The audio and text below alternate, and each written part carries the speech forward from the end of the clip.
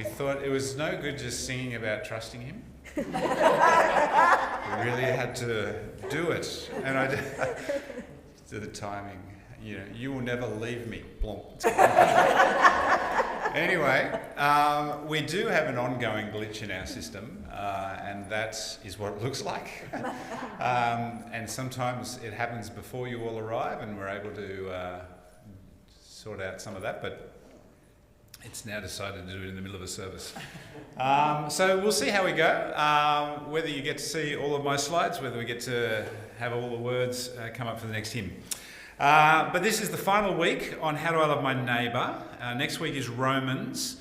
And as I've endeavoured to do each week, just linking this into who we are a little bit at Macquarie Chapel, or who we are endeavouring to be. Going from the left to the right with the little icons, we start with God's love, especially seen in Jesus. If you want to understand how great God loves you, then Jesus is a great picture of that he would give of himself, that we might live. And so that shapes us, which is the next icon above, that thumbprint, so that you are the unique you that God has designed you to be, but somehow you also conform to be more like him, the one who is love. Which brings us to the next icon, the little group of people, which is where we are grown to be shaped to be able to better love one another. And as a community of love, we grow in his love. And then the final one is that we influence the world. As people who have been shaped to love, we go out and we walk with people in the world. We walk alongside them, we come alongside them as indeed Jesus did on the road to Emmaus. And so as a final sort of part of this series, and I hope this series has been helpful to you, we're going to finish a little bit how we started. Because I started the series by saying, if we want to love our neighbours well, then we have to understand the forming foundation of God's love for us. Otherwise, it's just us trying harder. And that means that we will just look like the rest of the world that's just trying harder. There needs to be something different. And so it's actually called the talk as we finish off, Living Next Door to Jesus. But I want to challenge you. That's a challenging, it's not a sort of, do you live next door to Jesus? No. And actually when I Googled that, I found that there was a song by an American, of course, back quite a few decades ago. Basically, you know, when I die and I go to glory, God, give me a mansion next to Jesus. He talks about his mother and how she can live nearby as the one who introduced him to Jesus, but he wants to live next door to Jesus. It's not talking about that. It's actually talking about your neighbour and whether the person that you live next door to, because they live next to you, do they have an experience of what it's like to live next to Jesus by living next to you?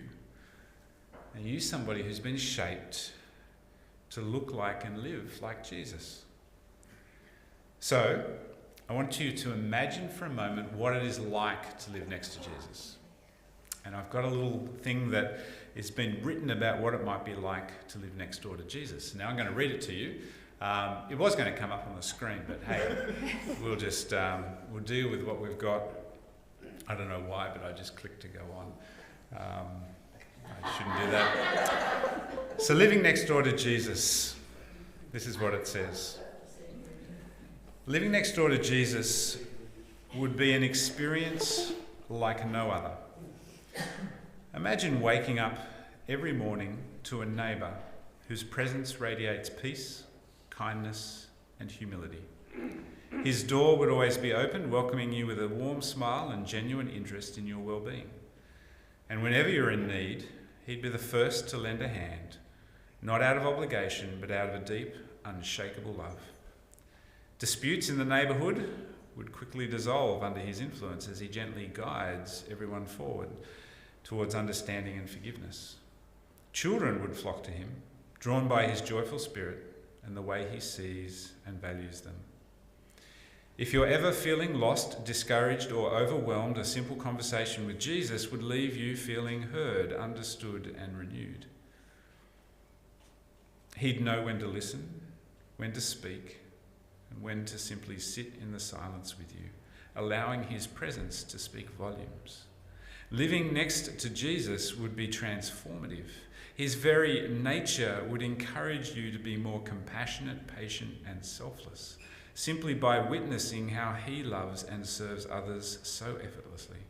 Every interaction would be a glimpse of heaven on earth, making you feel as if you were living in a place touched by the divine. It's a beautiful picture, isn't it? That's what it might be like, if I'm honest, according to ChatGPT, what it would be like to live next to Jesus. That's right, that was artificial intelligence that came up with that. There's some stuff in there that I would want to tweak, but it's also quite amazing.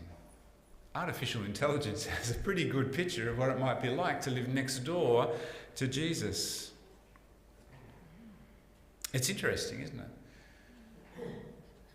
And the challenge for us this morning as people who follow Jesus and are being conformed to his image is that that should be the experience of what it is like to live next door to me or next door to you.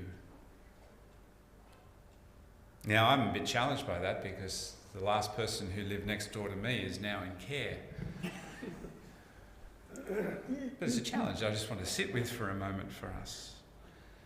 If we're going to be honest with who we are, can we look at that and go, that's who we are? I would hope that we can look at it and go, that's who I'm becoming. Because none of us have reached that, have we? So we have in this passage this morning that Sharon read for us in Matthew chapter 8, which we're just going to touch on very briefly because it just gives a beautiful picture of what it would have been like to have walked the streets where Jesus walked with the influence that he had. In this passage that we have before us this morning, Jesus has just finished from Matthew 8 through to Matthew 7, the Sermon on the Mount. It's the greatest sermon ever preached by anybody, perhaps. And he comes down from the mountain and he is immediately challenged by the things of the world. A man with leprosy came and knelt before him. Lord, if you're willing, you can make me clean. No sooner does that happen than a centurion comes along. My servant lies at home paralyzed, suffering terribly. No longer does that happen, that then he visits Peter's house and Peter's mother-in-law is lying on bed with a fever. And then it continues. It's one thing after another in life, in this world, which is why it's great to live next to somebody who will just sometimes be there and know when to just listen to us. To know how to respond positively to us as we go through the struggles of life. Did you notice what Jesus says with each of these things? The person with leprosy comes up, he says, they say, if you are willing, you could make me clean. He says, I am willing, be clean. The centurion says, my servant lies at home paralyzed, suffering terribly. Jesus' response is, shall I come and heal him? And then says, go and let it be done just as you believed it would. It's not just the fact that he works miracles, is it? It's the way he works miracles. It's his attitude towards people. Now, the interesting thing about ChatGPT, artificial intelligence, and with what it was like to live next door to Jesus, did you see or hear one miracle, one miraculous healing in that? No, there wasn't one. Interesting, ChatGPT didn't include anything like that. What it included was the character of Jesus. See, the context is that Jesus comes down from the mountainside, as I said, arguably preaching the greatest sermon that has ever been preached. Now, just for a moment, I, on a Sunday, endeavour to preach as good a sermon as I can, but I know it's not the best sermon that's ever been preached. And yet I know that in my line of work, there are many of us who endeavour to preach as best we can, and then we get down from the pulpit and we go out and we do moral failure. It's happened in America again in the last month. Somebody who has a very broad platform from the pulpit that he preaches on has been stood down because of an inappropriate relationship with a woman other than his wife. We get caught up with the glory of it. We get caught up with the fact that people listen to us. It's not just preachers, it's anybody, isn't it? We're all susceptible to this. Jesus is different. He comes down from the mountain after preaching what he has preached. And he just helps people. Now, I've been reading a book by Scott McKnight, and I don't know if it's going to come up or not, and maybe I'll click this and see what happens. This is what Scott McKnight says. When Jesus looked at people, he saw past outward appearances and went straight to the heart. He looked beyond the posturing and self-protective facades and zeroed in on their real needs. The Gospels often use the word compassion, a word that means commiseration, showing pity and being filled with mercy to describe Jesus' outlook on people. The word that is used in the Greek when it describes Jesus as having compassion, and I think I may have shared this the other week, actually literally means to be moved within their bowels. In other words, deep in their gut, something happens. That's Jesus. I love how Scott McKnight picks up that Jesus sees through the posturing and self-protective facades. We as human beings protect ourselves. We puff ourselves up, and it would have been very tempting for the centurion, a Roman centurion of all people, to come to a Jewish rabbi and say, "Can you help me?" Jesus sees through what is often our attempt to puff ourselves up. Wouldn't it be great to have a neighbour who, when we were pretending to be strong, could see who we really were? Not so he could hurt us, but so he could be gentle with us. And so, just for a moment, John, in his gospel, in his letter, in 1 John, links God's love to what forms and shapes our love. If we want to understand what it is to be a neighbour just for a moment, this is what John says, and it's a bit of a passage, it's a few verses. It's 5 verses all up. He says, "My beloved friends, let us continue to love each other, since love comes from God. Everyone who loves is born of God and experiences a relationship with God. And the person who refuses to love doesn't know the first thing about God, because God is love. So you can't know him if you don't love. This is how God showed his love for us. God sent his only Son into the world so we might live through him." This is the Message version, if you're having trouble following it in the NIV. I just find that sometimes the Message version just puts things a bit differently that makes us think. Can you hear what John is saying? If you love, you're connected to God. If you don't love, you're not connected to God. It's plain and simple for him. And we get so confused about this. He goes on to say this in that passage. I'm not clicking anymore. Can you go to the next one? Or? No, we're stuck? Okay. I'm going to read the next slide. This is the kind of love we're talking about. Not that we once upon a time loved God, but that he loved us and sent his Son as a sacrifice to clear away our sins and the damage they've done to our relationship with God. And then John, in the Message rendering, gets really personal with us. He says, "My dear, dear friends, if God loved us like this, we certainly ought to love each other.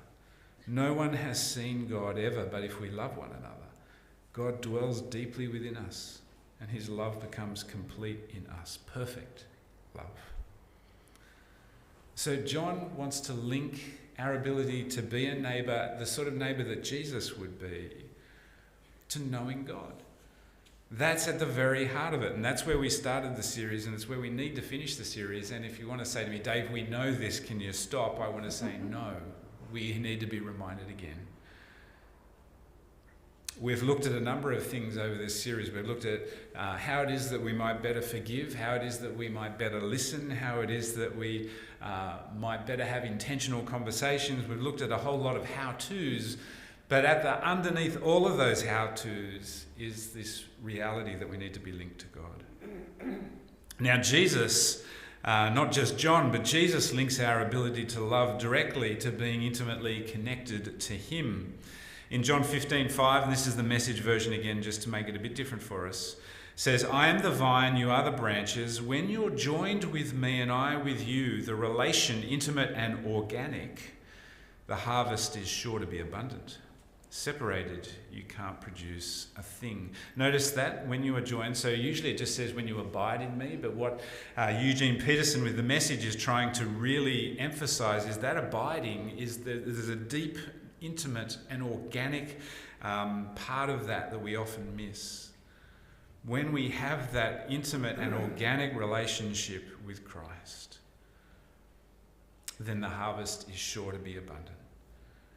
What is the harvest?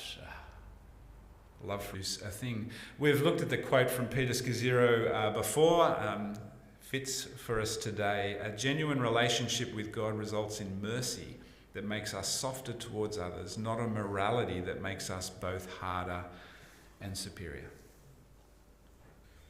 If I am honest, for me, it's a daily journey with Jesus. And the more I rest in him, the more I lean